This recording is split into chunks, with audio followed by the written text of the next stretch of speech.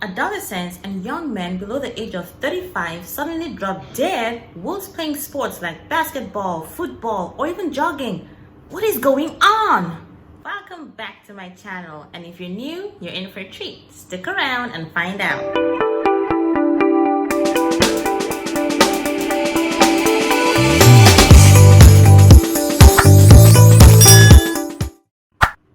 My name is Gimbia, and I'm a public health enthusiast and an entrepreneur based in Nigeria. I am passionate about health in terms of improvement and maintenance. Secure your well-being by all means necessary. Today's focus will be on the physical health quadrant. The heart, to be precise. I'm talking about none other than sudden athlete death, also known as sudden cardiac death. It is simple, really, as simple as it sounds. Sudden death. And it is most common among the male gender. The NCAA alludes that male Division I players are 10 times more likely to have sudden cardiac death than any other athlete. I mean, it is no shocker that 74% of basketball players are black. But don't take my word for it. This is coming from the Institute of Diversity and Ethics in Sports. 74%, and that percentage doesn't include mixed race or Caucasian, just solely black. There isn't much data in Nigeria as to what causes it. I mean, I can only imagine it is attributed to juju in rural settings, or poisoning, or enemies, your village people. We really need to be better with record keeping in this country. I know certain cultures and religions are opposed to autopsies, and even when the cause of death is known, it is kept a secret, as a show of strength or what have you. But it is more common than you'd think, and not just among the professional Nigerian athletes, but also among the general population. Back in school, I know 3 people that it happened to, guys, all dead. The school management then was so scared and worried, they ordered compulsory ECG exams on all students right there in the school. But that is a story for another day. Remember in March this year, 2020, a football player, Martin Chineme, he slumped and died during the second half of a game. I've forgotten what team they were playing against. He was just 23 years old, slumped and died. An autopsy was to be carried out, but we are still waiting for the results. Nigerian records, polar opposites. Shaquille O'Neal's son, Sharif, he's 18 years old. He was 18 years old when he had open heart surgery due to a congenital heart condition that they didn't know about. And that is America. This thing is very tricky. He's a basketball player just like his dad.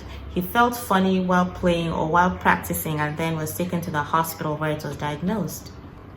He listened to his body, and first response is very important. Not like here where ambulance will refuse to start, as in the case of Martin Chineme.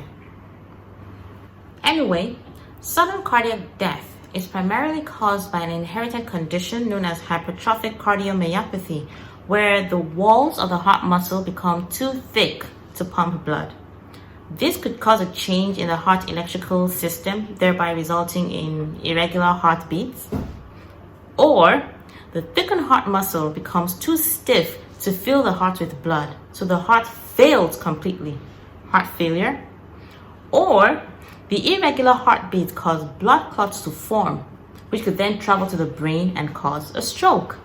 So there are really several ways to go once you have hypertrophic cardiomyopathy. Now, what makes it so dangerous is the fact that there are no symptoms for the most part. You will be functioning normally. The first symptom you usually notice is sudden death, by which time it's already too late. This brings me to another topic. I'll digress a little, but hang in there, stick with me. I read in an article a while ago that the male fetus compromises its organs to grow faster in the womb.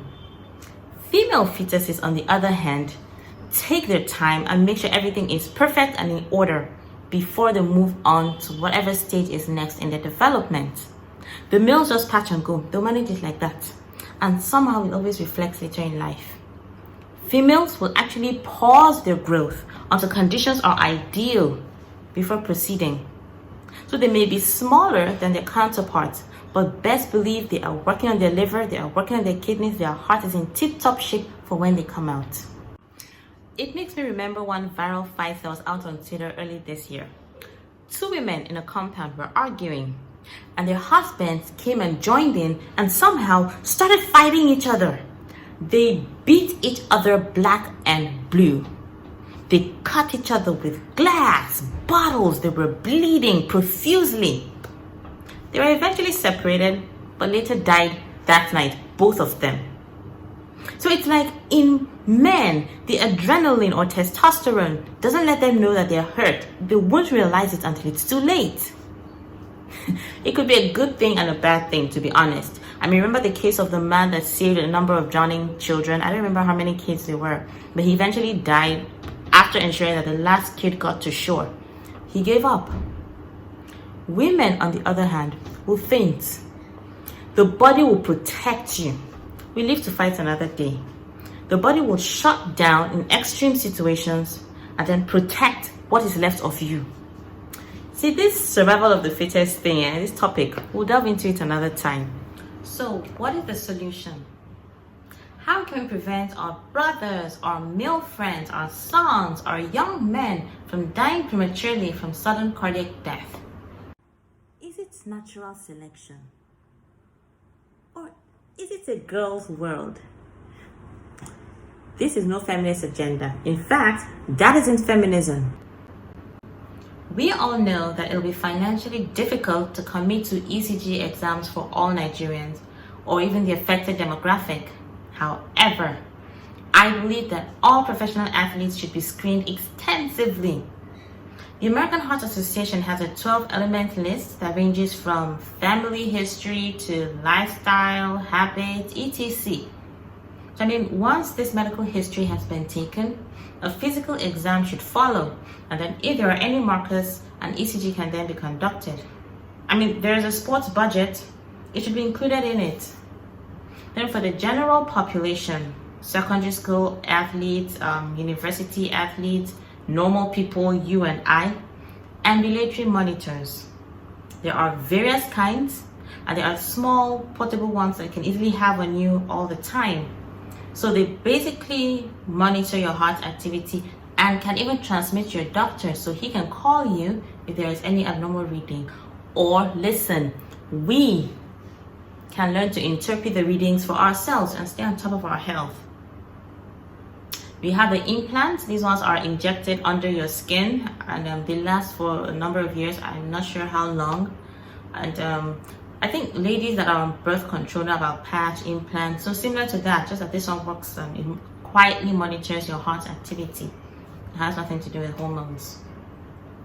You have band, yes, the type that work in conjunction with your phone, your smartphones. So you have Apple Watch, we have Fitbit, exercise bands. These can all be built to have an app that monitors your heart condition, your heart activity, and then can send it to your phone. I think this is something that children, teenagers, young guys can wear all the time. Think fancy colors or cool designs. What do you guys think? What other ways do you think we can help prevent or diagnose sudden cardiac death? And what methods do you think would be most effective? Leave your comments and I'll go through and we'll raise suggestions together. So, newbies, haven't you learned something today? All right, that's all for today, my village people. Till next time, remember to subscribe and secure your well-being by all means, because only living people can tap the subscribe or like button. Till next time.